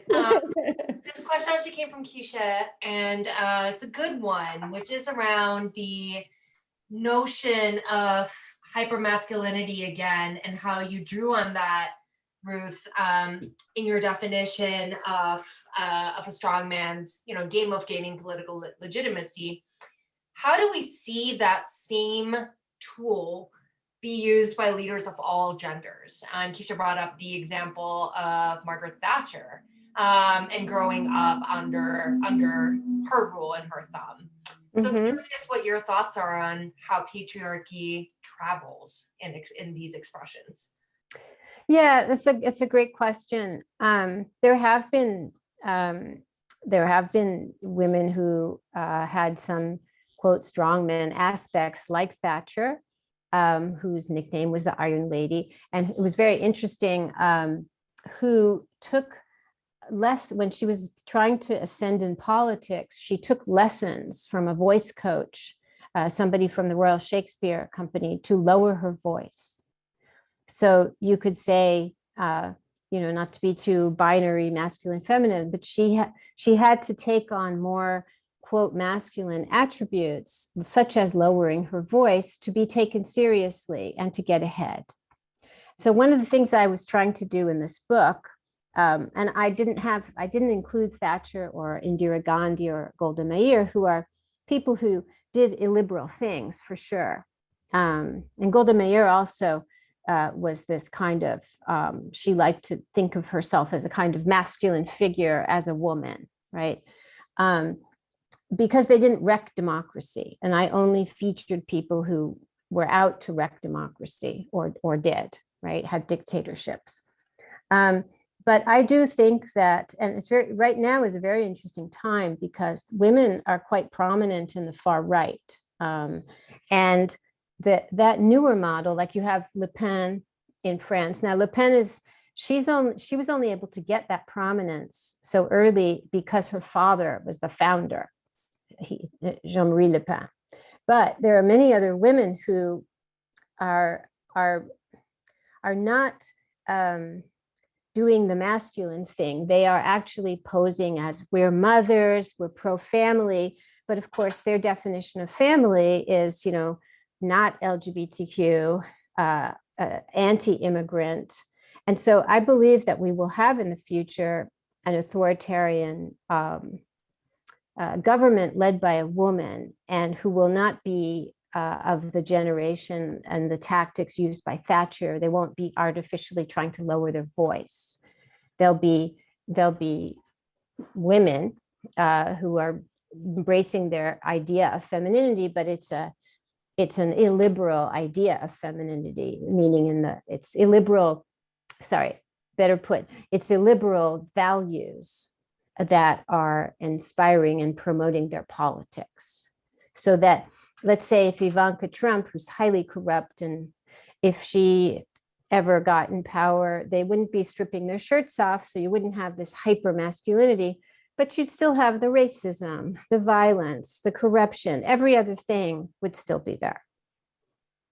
Well, I'm also think about figures like Marjorie Taylor Greene, right? Who is always like very feminine, and yet associates herself with machine guns, and and it's like, and it's interesting, using the kinds of trappings of hypermasculinity, even along with femininity, hyperfemininity in a way.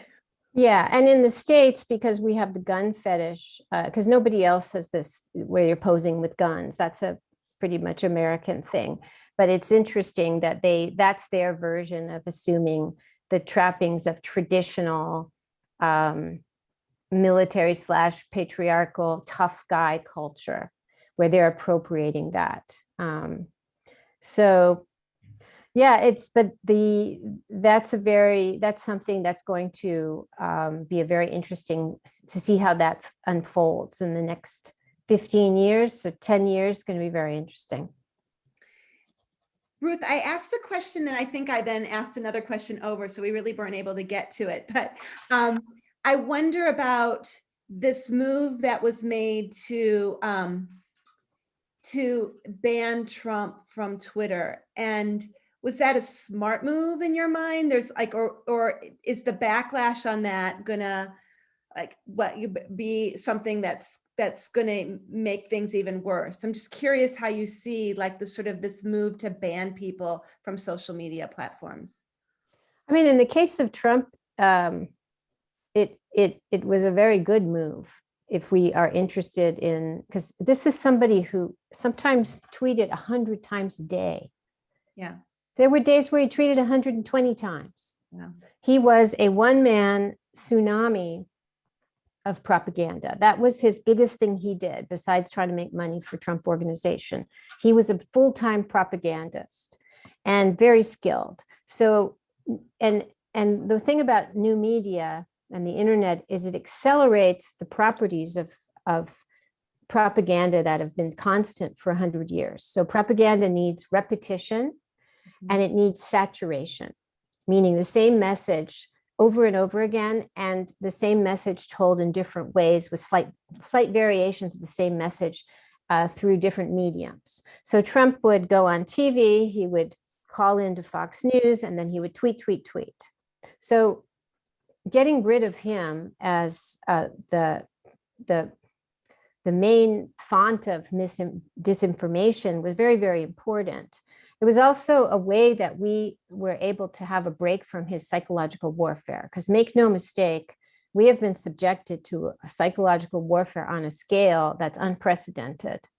His threatening constantly, his negativity. I don't even know if we have fully reckoned with all of that. When people say they're very exhausted, you feel battered by him, right? And then there are so many people who, then would have his kind of emissaries would be sending them hate mail, right? Anybody who speaks out. So banning him from Twitter was a very necessary measure for democracy protection. Mm. Are there examples of countries, I mean, Germany comes up a lot, that have reckoned well with their authoritarian past, that can be examples for how we might move forward in this moment? Yeah, it's always been tricky. It's interesting, Germany versus Italy, because Germany did have denazification and there was debate how successful it was, but definitely there was a commitment to keep the subculture of Nazism and the symbols and all of that out of the public sphere. In Italy, that didn't really happen. I mean, neo-fascism went underground, but the Allies saw Italy differently, and so didn't tear down the buildings. You still can go around Rome, you see fasci, you see little heads of Mussolini. I wrote an article about this for the New Yorker in 2017, and it created a big kind of scandal in Italy because people thought I was saying that all the buildings should be torn down, all the fascist buildings. But in fact, neo-fascism had remained, and the right had remained also because Berlusconi put them back into government in the 90s. And that was possible because of the different culture of remembrance and less stigmatization of fascism than there was of Nazism. Mm-hmm. So it's always difficult to get right. In Spain, after the death of Franco, there was a kind of amnesty, a pact of silence, so that the democratic transition was going to be peacefully proceeding, but the pact was that you weren't supposed to talk about the crimes of Franco.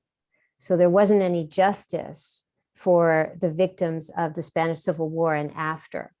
And that was very painful. And so was it handled, quote, peacefully? Yes, but at a huge cost of social justice and psychological closure. And it could see, obviously, like in this country, that the refusal to reckon with the Civil War. And like, I think about, you know, the battle we're having about Confederate monuments and not able to just take those down, that it plays into this amnesia, right? That then it just, yeah. I have a line in the book that strongmen don't only disappear bodies, they disappear fields of knowledge that conflict with their goals. And one of the red flags was Trump's attempt to ban anti-racist pedagogy. And even in the workplace, you could not, this is a huge thing. And you could be, you know, penalized if you talked about anti-racist, if you wanted to do anti-racist trainings, or you talked about it in class, in theory. And all of that reaction also to 1619, this was an attempt to whitewash and to turn back and send into oblivion that history of exploitation. And that, again, had he not been voted out, they were going to do a whole number, you know, with school curricula. And because that's what authoritarians do, they know that they have to re-socialize people in the right history, meaning, you know, banish the other history into the shadows. Yeah, which is like, that's a really interesting point to maybe, unless there's something coming up in the chat, I wonder if that's a good point to end on, because that kind of gets us, you know, what part of what we're about here is to resist that. Yeah, I think the only other thread that I'm seeing that I think can just be woven into this question is, again, that we have a base of mostly women that are here, and people that identify with faith and social justice and lead with those values. So I just want to hope we can wrap on the note of, you know, what particular role have women played in resisting authoritarianism, and what role have people of all faiths played? I know you spoke about that formation of the counterparty, Ruth, but I'm curious if there are any modern examples where we are seeing people actually like resist against, for instance, evangelicals, you know, being painted as, painted as the opponents with a broad stroke. So just wanted to bring that up as something that's coming up. Yeah, I mean, we need to do more of that in Brazil, because Bolsonaro has been supported by evangelicals, and he is himself an evangelical faith, but there's been a lot of backlash, you know, because of the ascendance of evangelical Christianity has been at the expense of indigenous cultures and faiths, and so there's been a lot of backlash there. But again, I would like to see media coverage of the importance of like articles that take people, you know, faith leaders or faith activists in our country of different faiths, and do like a collective portrait to show what they're doing. There are certain figures that are very, you know, like the Reverend Barber, because he got to speak at Biden's inauguration, but there's many more, and people need to hear about them and be inspired, or institutions such as your own that are promoting this work. We're not hearing about this in the media enough. That is really helpful. I wonder, as an end, Ruth, if you might want to talk a little bit about Lucid and the work that you're trying to do. So if people want to stay, if that's I just joined and I found it really helpful, but ways to kind of connect with you and stay in touch with your work. Yeah, I just launched, I launched it less than a week ago, a newsletter with the company Substack, and you can find it on my Twitter or Facebook. And I called it Lucid and it's a newsletter about abuses of power. But I called it Lucid because it's really also about exposing injustices, combating disinformation, helping the people to get out of these fogs of falsehood and fear. And Lucid is also, it's from illumination, and there is a stealth kind of sense of spiritual enlightenment as well as civic education, because I really do believe that faith is a way forward. And and when I tentatively, again, it's less than a week old. Some on the left don't like the talk about faith, and so you can say civic faith. It can be civic faith as well as religious faith. Everyone has their own idea of faith, but it's a project where I'm writing essays about this. So I had an anti-corruption essay last week called "Drain the Swamp." And tomorrow I'm publishing an essay on the history of resistance, including it starts and ends with resistance to Trump, to kind of give ourselves a history and a context for what we're going through. And it's really exposing false histories, exposing myths that support abuses of power, all of these things. So that's what Lucid is trying to do. And it's free. You can sign up for free. I don't know if I'll put a paywall up at some point, but who knows? Probably not. So you can you just sign up for free, and you get the essays and the interviews. So, well, thank you so much, Ruth. This was really a great conversation, and thank you for your work. I have to say, Melvin and Nora and I talked about this a little bit, but it's interesting to see the subject of authoritarianism dominated by a lot of men. And so it's nice to see a woman that is a scholar actually in this role of really exposing the sort of the strong men phenomena underneath authoritarianism. So I'm very grateful to you. Thank you. Thank you all so much for your questions and the discussion. Thank you so much. Nora, handing it back to you. All right. So tough act to follow, but I'm hoping that we are feeling a little bit more grounded in this ecosystem that we live in. And a lot that really stuck out to me from that conversation, was thinking about sort of the tentacles of Trump that remain, but also how much of this is outside of just him, as the strong man that came and went, but more so of the philosophy and cult that brought him into that existence and brought him into that physicality is really, really interesting. So yes, I just want to say thank you to everybody for the great questions. And we're going to get into a little bit of the housekeeping, which is everyone's favorite part of how this is going to work, right? So each session, we're going to have guest speaker or guest speakers. So Ruth was our first one, and she gave us a lot of information about what authoritarianism is and how the internet has actually helped develop this cult around authoritarians in the past and authoritarians to come. So I'm glad we got some definition and grounding today. And moving forward, what I wanted to pick up on is this conversation about who we're engaging with and why.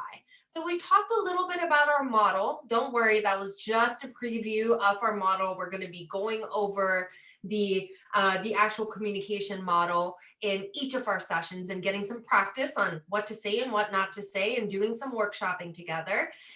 So that was just a preview of the steps that we're going to follow. And what I didn't mention in the past that I do want to bring up, and I think a lot of you have been bringing this up in the chat, is who do I actually talk to about this? So the first one is using your discretion in evaluating your relationships. We are not asking you to engage with the far right and trolls. We're not asking you to make a shadow account, to suddenly, pop onto a Reddit forum or try to seek out some of the far right on the internet. it might be that you might have people that have some of these, that are sharing this disinformation or reposting it unwillingly online, or they actually have bought into it a little bit, right? So you want to use your discretion as to whom you're engaging with and why. So for me, I have a very close loved one who has absolutely bought into some really scary, and I know some people have been referring to it as a Q-tip on chat, but some QAnon, conspiracies. And this is an uncle who I care deeply about, and I'm going to work on him. So I am actually going to debunk that when I see it on my social media. However, if I see a stranger expressing harm upon an elected representative or something else that is a little bit dangerous, or that I feel uncomfortable with, I'm going to use my own discretion and not actually push back on that. I might choose not to follow that conversation. So again, you want to evaluate your relationships, and use that as your own litmus test of who you're going to talk to and when. Another example would be, I often just comment on Facebook groups or threads where I do actually end up seeing some strangers pop in on my friends' threads that nobody's pushing back on. I feel comfortable enough in some situations to go on there and actually intervene.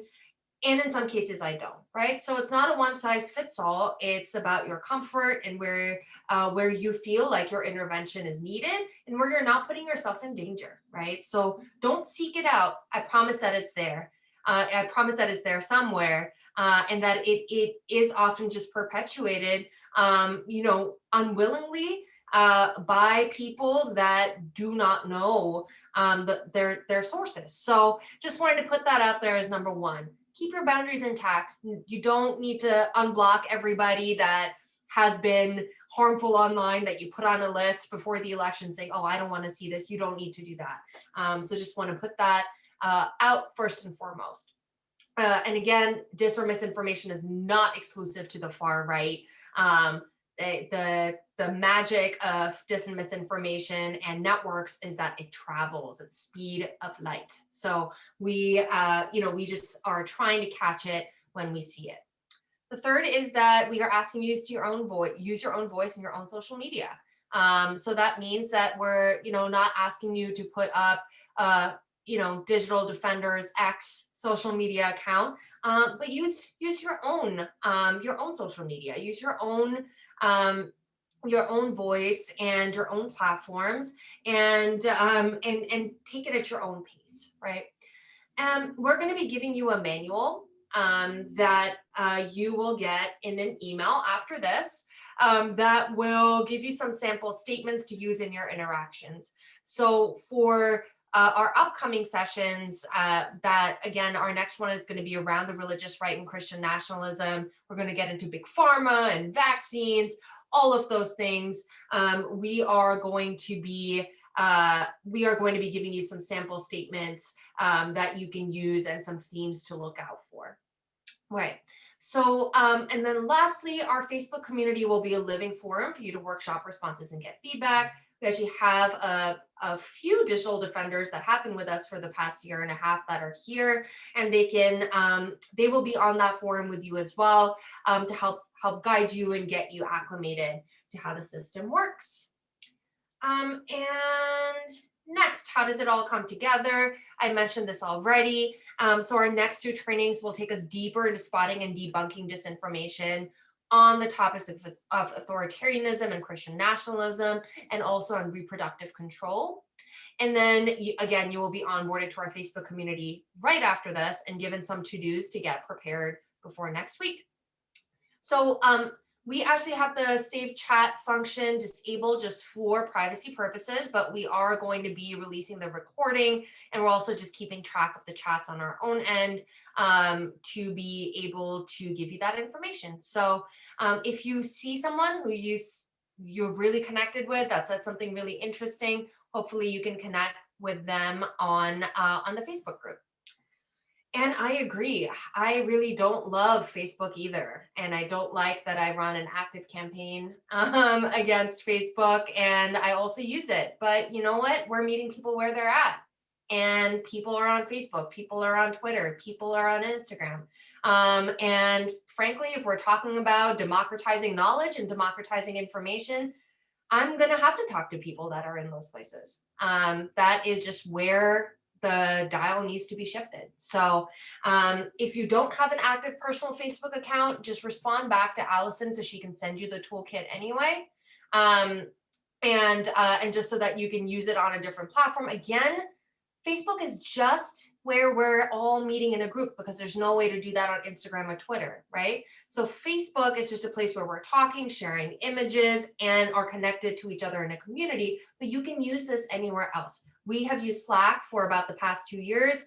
We got a ton of feedback that was inaccessible for people. So we're moving to Facebook based on the responses from our activists, because we want this work to resonate with you, and have been talking with you all about this for a while. Great, so I'm going to just move us into the next section, which is exactly what all the questions are coming in the chat about, which is what is the Facebook page, what are we doing? And I will turn it to Allison to talk us through this. Hi everyone, so I see all your questions coming in about the Facebook page and how we're going to use that. Right now, as I stated in the email that everyone got, if you could be already logged into Facebook, you're going to want to go to facebook.com/WM Women's March Digital Defenders. Uppercase or lowercase doesn't matter. So I'm just going to read the instructions before I screen share with you what the process looks like. So first, go to the website, go to the specific group page, and then follow the page itself. Then you're going to see Digital Defenders, and said his name is Dig Defend. It's a cute little like short name. And from there, I will give you access to the interfaith group, because we want to make sure that everyone that was through this training actually goes into the correct group. And then from there, you can introduce yourself. So I'm going to screen share now so everyone can see exactly what I'm talking about.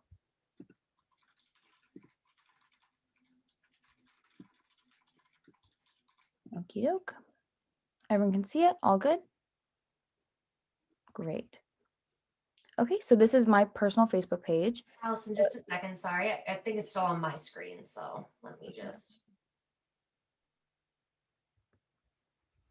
There you go. I can see it now. Great. Okay, so this is my personal Facebook page. This is the one that I use on my own. But if I wanted to go to the page that we're talking about, I would do facebook.com/ and the uppercase, lowercase doesn't matter, WM Digital Defenders. Enter. Boom, there's our page right there. And you'll notice the little logo is there too. So what we're going to ask you to do is follow. Great, following. And then friend Dig Defend. So that's right here. Hey everyone, friend Dig Defend.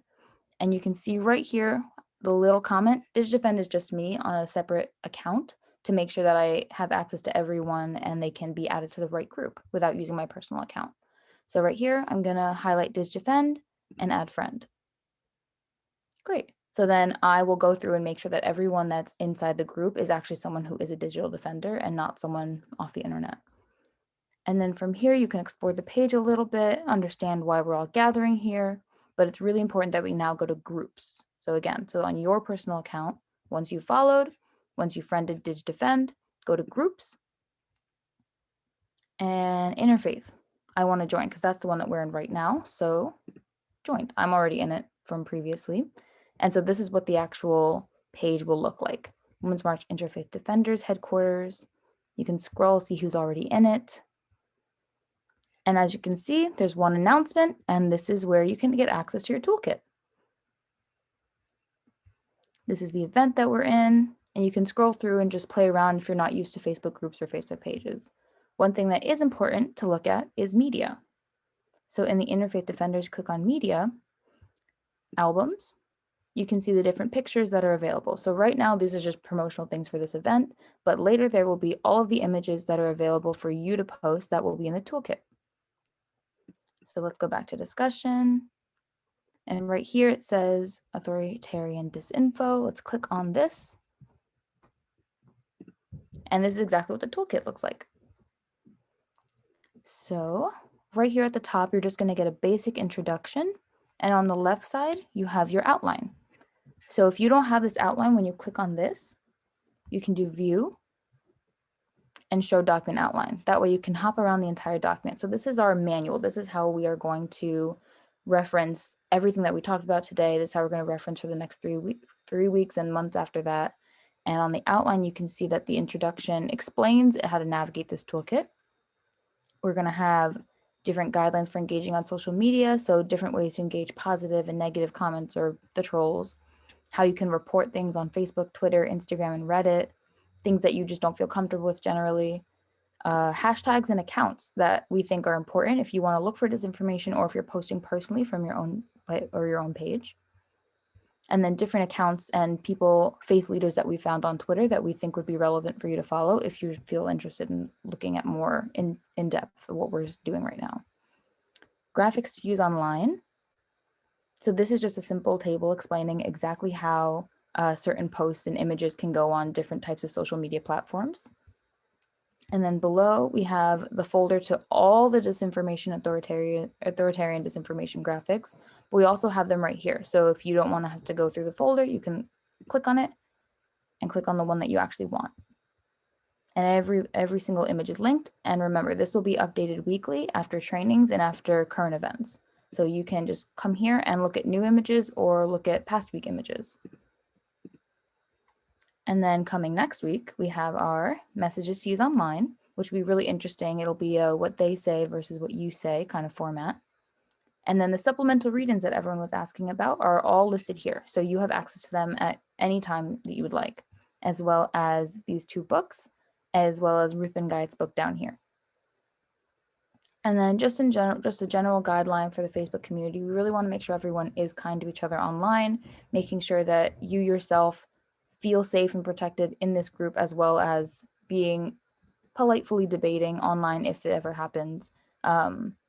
And you can feel free to message me or message Dig Defend on Facebook if you have any problems, anything going on. And also if you have questions, a link that you really don't understand how to respond to, you can also drop it there. All right, so this is your toolkit. Once you're inside of the Facebook page and the email that you'll get soon, we'll have this link right here. But please feel free to come and start entering. Make sure that you are, remember, going to facebook.com/Women's March Digital Defenders and following the page. Okay. I can't see the chat, so if anyone has questions. Thanks, Allison. I'm happy to field the questions as they seem to be pretty general. So number one, I just want to remind people that Allison is currently sharing her screen, so she can't be accepting requests in real time, but I'm happy to see that many of them are coming in. You are going to get these in a written form. So this was just a preview to walk you through the steps. There will be a recording. There will be an email with written instructions. We know that that's what works best. So you'll be getting that in an email from Digital Defenders at womensmarch.com right after this training, right after Allison's off and maybe gets a drink of water and gets a few minutes to breathe. So be patient and you will, I promise, get onboarded and we'll be there to answer your questions. And then lastly, many of you are reticent towards using Facebook. That is cool. I want you all to hold your own boundaries and to do what you're comfortable with.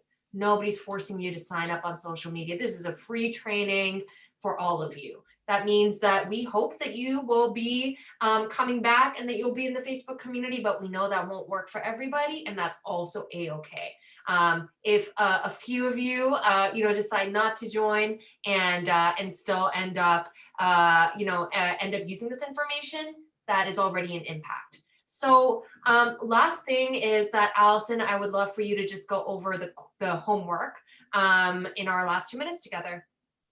Great. So in our toolkit, you have access to everything right here. We have our introduction, we have our explaining how to navigate this, and right underneath, online disinformation log. And you can see on the left on the outline, if you click on it, it brings you right to the online disinformation log. I click on it, I open it, and this is what it looks like. let's see, let's get rid of the document outline for a second.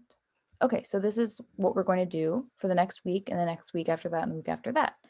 We are going to be checking in every week with your breakout rooms and seeing the disinformation that you're logging, that you're seeing online, whether it's in your family WhatsApp group, whether it's on Facebook, whether it's in the neighborhood app, whatever that you're seeing, you want to document it because it really is alarming. We just pass it by, we scroll through it, we don't really care, but it's really important that we document it and notice the common themes and who exactly is saying it. So an example would be this post right here. God's plan for the United States is to remain a Christian state where we are free from persecution and foreign interests. So what's a common theme here that we see a lot of disinformation and authoritarian talking points on? We see xenophobia here. Where did I see this? I saw this on Facebook. And a college friend who I haven't talked to in a long, long time posted it. So it's as simple as that, just filling it out as you see it. I would say print it out. It's really easy. There's a lot of boxes. Or you can keep it in an open tab on your computer as you're just mindlessly scrolling throughout the day. So we will be discussing it next week, and I'm really interested to see what everyone is looking at. Great. Thank you so much, Allison. And again, don't worry, you will get this link in a follow-up email, and it is also linked in the toolkit itself, and we'll be sure to give you reminders on Facebook. With that, we're going to get into the juicy topic of the religious right and QAnon and Christian nationalism next Monday, 6 to 8 Eastern. Hope to see many of you back here online. Thank you so much for sticking around, and we will see you next week. Thank you so much. Bye, everybody. Thanks, everybody.